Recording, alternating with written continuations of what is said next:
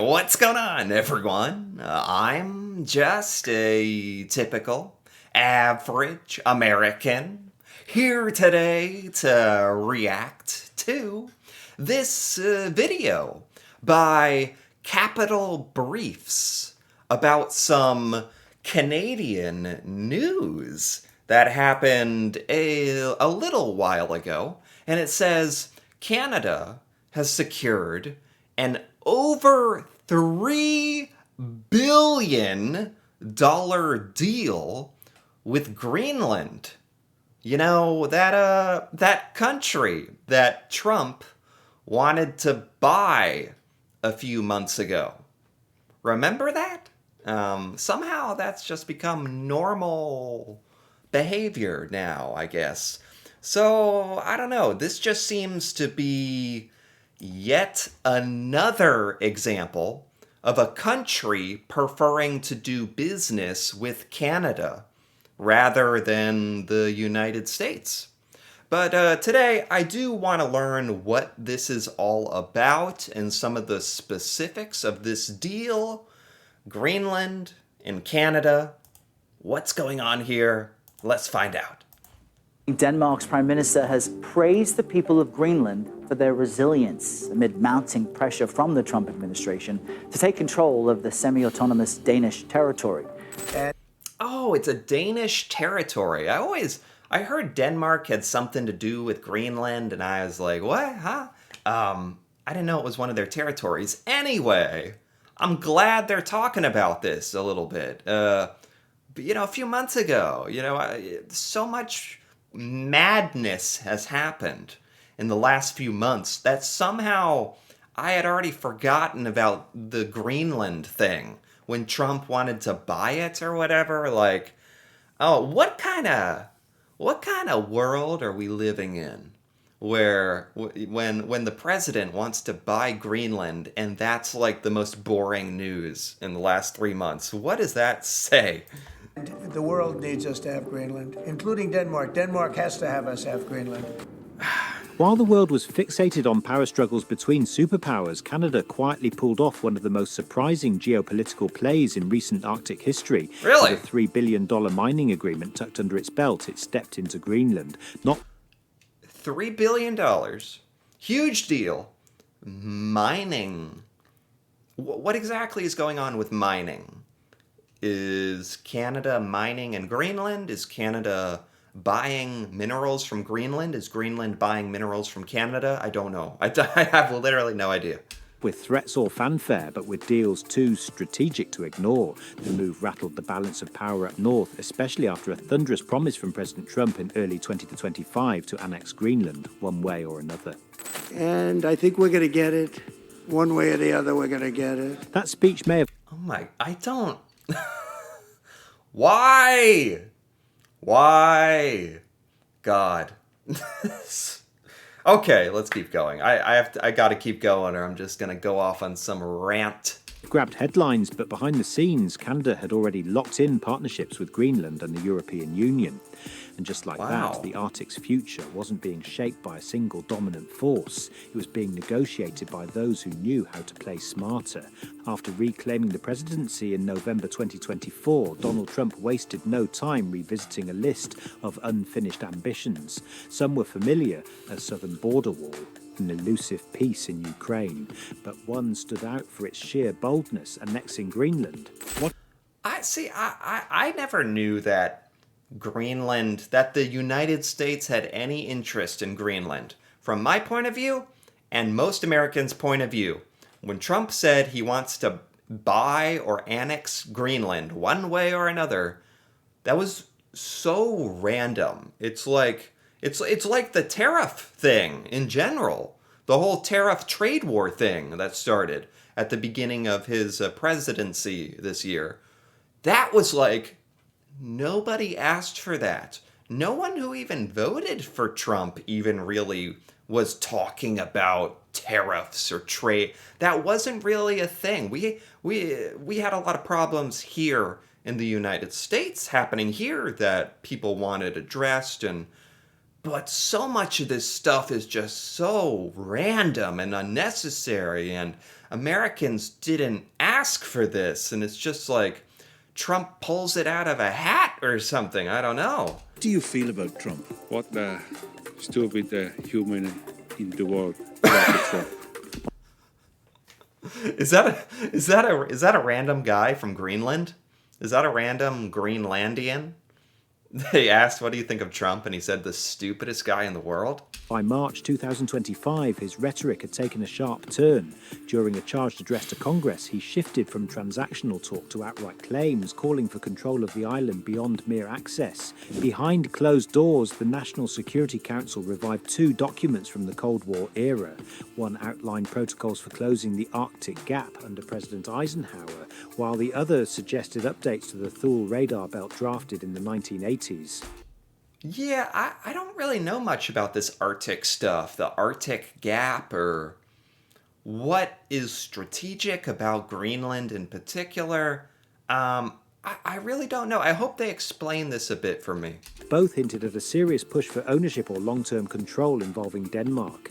Trump's new Arctic campaign wasn't fueled only by military strategy. It was backed by a deep hunger for Greenland's natural resources. Pentagon leaders argued that Greenland's northern coast disrupted radar detection by creating a blind zone, shielding Russian submarines from early tracking. Is that what this is all about? First of all, Greenland has natural resources and minerals. That belongs to Greenland, then. That is theirs to do with what they want to do. Like, we can't... The idea that we're, like, bullying them into, like, oh, you gotta sell your country to us, or we're gonna take it, is like, what? That's just wrong.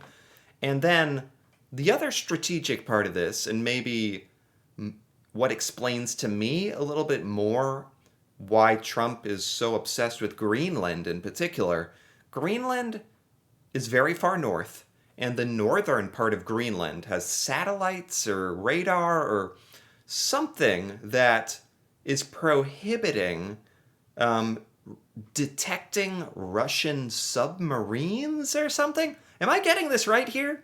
That we want Greenland so we can have a better surveillance over the Arctic region? Is that what it is? Yet analysts pointed elsewhere. Beneath Greenland's icy surface lay a staggering bounty, nearly 38 billion tons of rare earth elements like niobium, graphite and zirconium, along with over 17 billion barrels of oil. Zirconium! Zirconium. You could make a lot of charm bracelets. Yeah. Missouri Senator Josh Hawley sounded the alarm, warning that if the United States failed to act, China would seize the advantage. The Trump administration framed Greenland's resources as essential to national security, urging Congress to fund a minerals-first strategy.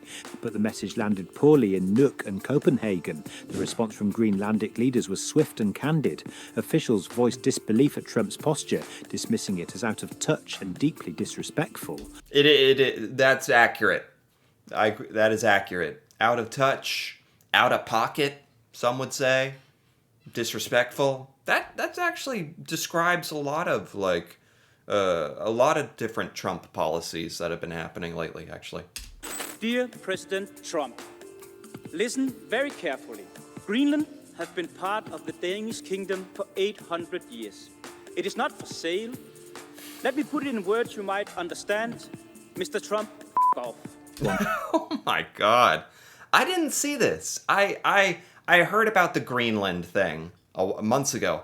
I didn't see like the reactions from the Danish council and the world leaders and the people of Greenland who are like, F you, screw you, you're an idiot. Yeah, it's not even... Trump doesn't even seem to understand.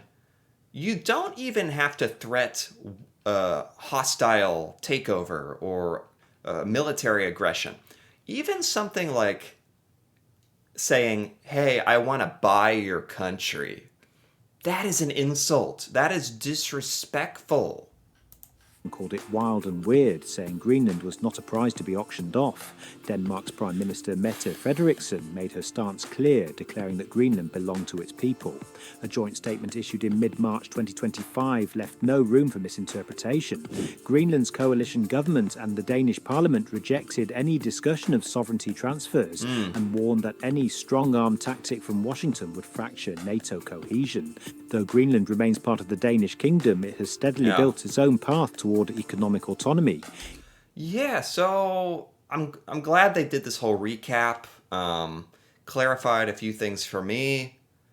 This whole U.S. Greenland thing had kind of like blown over, I think, finally, and now it seems all of a sudden, very recently, Canada, swooped in and struck this huge deal with Greenland, which I think is what America would have ideally wanted to do. We went about it in the dumbest way possible, and I don't think we ever really spoke earnestly about like a fair deal or something. But instead of all these stupid threats and trying to auction off the country of Greenland, we could have just like spoken to them like normal humans do, kind of like what Canada seems to have done. And Canada's really reaping a lot of benefits lately of picking up the slack and of where America is we're really dropping the ball. Like, I know this is all supposed to be Trump's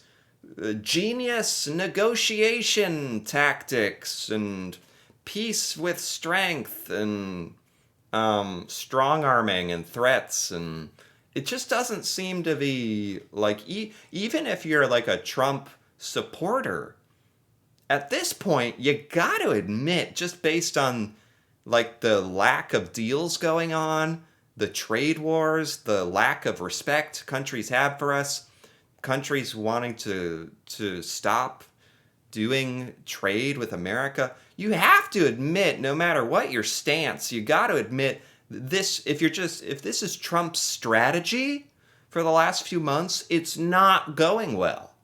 Like, it's just, to put it lightly, it's not working. It's not going well. Who can say it's going well? In recent years, the island aligned closely with Europe, especially after the European Union passed the Critical Raw Materials Act in 2023. Two Canadian companies, Greenland Resources Incorporated and Amarok Minerals, led the way in what would become a $3 billion agreement that changed the Arctic's direction. Whoa. Greenland Resources, originally focused on molybdenum projects in Ontario, saw a unique opportunity, with molybdenum becoming increasingly vital for high-strength steel. And what the heck is molybdenum? Has anybody ever heard of molybdenum? That's just okay. Europe's demand rising, the company shifted focus. In late 2024, it signed a letter of intent with the European Investment Bank's Green Fund, receiving support from Denmark's Export Credit Agency. Oh, wow. In March 2025, Greenland's cabinet granted the company a 3-decade mining license. The ore would be sent directly to European markets, especially in the steel sector, leaving Washington sidelined and stunned. This is just what happens now. This is just what happens. Instead of just acting like normal adult governments that negotiate and have respect, this is what we do now. We make everybody want to just, like, we're losing out on every deal because we're not even going about it the right way.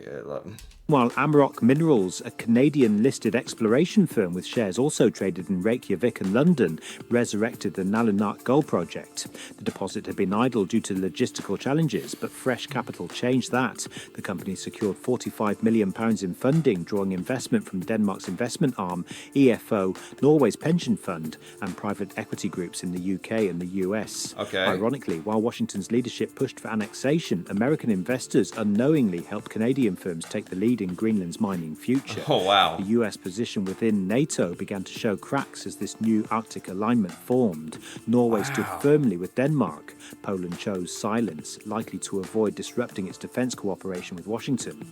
Canada, however, issued clear warnings about the dangers of resource-based coercion. France took a more assertive approach, sending a nuclear submarine to patrol Baffin Bay and committing development funds toward building a Greenland airport. The message was clear. Europe was ready to protect its neutral Arctic interests. The consequence. Okay, that was a lot of information. There's a lot of things going on around Greenland and the Arctic area like that I truly had no idea about. I didn't know that Europe and Canada or that had such a vested interest in this. There's a lot of like tactical reasons. There's a lot of minerals and resources going on here. Okay. I think I'm hanging on here though. This is good. This is the kind of stuff like and detail that you don't see on the news. Certainly here in America, you don't, I would never know about any of this. So this is great. Of the Canadian EU deal reach beyond geopolitics and into the supply chains of American industry. Molybdenum, critical for building everything from electric vehicle frames to nuclear reactors, became harder for US companies to source. Yeah, the Canada-EU deal. I did a video about that. I did learn about that. I know about that. There's the Canada-EU deal. Now there's the Canada-Greenland deal, I guess. The Inflation Reduction Act's clean energy incentives depended heavily on domestic battery production, and Greenland's absence from US sourcing raised the material's risk profile. Defense contractors struggled as well. Lockheed Martin postponed its hypersonic missile tests. Raytheon turned to suppliers in Australia and Chile to fill gaps left by Greenland's pivot to Europe. Within Capitol Hill, opposition to Trump's Arctic approach gained momentum. Alaska Senator Lisa Murkowski warned that escalating tensions would damage the environment and jeopardize key alliances. Democratic senators from the Northeast introduced a proposal aimed at collaborative mining efforts. The State Department. So, if I'm understanding some of this correctly, Trump's threats to Greenland actually caused like a big unification defense effort to as a result, like Europe and Greenland and a lot of different countries investing in Greenland, and they even said something about Canada having a mineral or mining effort in Ontario that's connected to Greenland. So if anything, Trump's like rhetoric and way of going about this with Greenland strengthened like the EU, Canada, Greenland's relationship as a result. That's all it ended up achieving. Department's attempt to secure joint development rights with Denmark and Greenland failed, widening Washington's diplomatic isolation. Canada, in contrast, expanded its Arctic blueprint, described by national outlets as the Arctic Hexagon. The strategy included mining hubs from Baffin Island to Greenland, with support infrastructure tied to joint Canadian-American space operations. While Canada tolerated existing US military presence, it remained wary of unilateral action that could provoke territorial disputes, especially over the Northwest Passage. Any sign of aggression could open the door for China to step in. With its mining policies and new battery export rules in Ontario, Canada positioned itself as a stabilizing power between American and European interests. Yeah, I really didn't know that this northern Arctic region was like so dire. All this hanging in the balance stuff. I really didn't know that. Energy played a central role in this emerging Arctic power structure. Cedar Energy, a Canadian firm, held early discussions about launching a floating liquefied natural gas plant near Disco Bay, targeting Eurasian buyers. The project offered an alternative to US LNG exports, which were under threat due to new restrictions imposed by the Trump administration. Germany, looking to reduce dependence on both Russian and American gas, viewed the Canadian Arctic project as a strategic solution. Makes sense. As the project's advanced, Greenland's economy began shifting. Revenues from molybdenum and gold provided new funding streams, while byproducts like silver and copper supported the EU's Blue Hydrogen initiative. The financial structure ensured that Greenland's future fund grew alongside its industries, creating a stable platform for self-reliance without depending on any single global power. What do you think this shift means for the Arctic and the balance of power between old allies? I have no idea. That was is it me, or did they was that playing at double speed? Like that was a lot of information. I think I took away like some general ideas of what's going on in the Arctic areas, Greenland and all these northern places. So I have a newfound appreciation for how important this all is. And yeah, this deal. Well, it actually sounded like lots of different relationships and deals between Canada and Greenland are forming, including this $3 billion one. And it's just another example in a long list of like deals and countries that are choosing Canada over the United States. And America's reputation is just, I don't know, getting worse and worse, and it's having real world consequences. That's the biggest takeaways I got from this video, to be honest. So anyway, if you enjoyed this, feel free to give this video a like or leave a comment with your thoughts on, as this video puts it, Greenland ditching the United States for Canada, or any of this. That'd be cool to hear about. And if you're interested in more videos like this, me reacting to Canada and learning about Canadian things I've never seen or heard of before, feel free to subscribe for more. And until then, thanks for watching, and see you next time.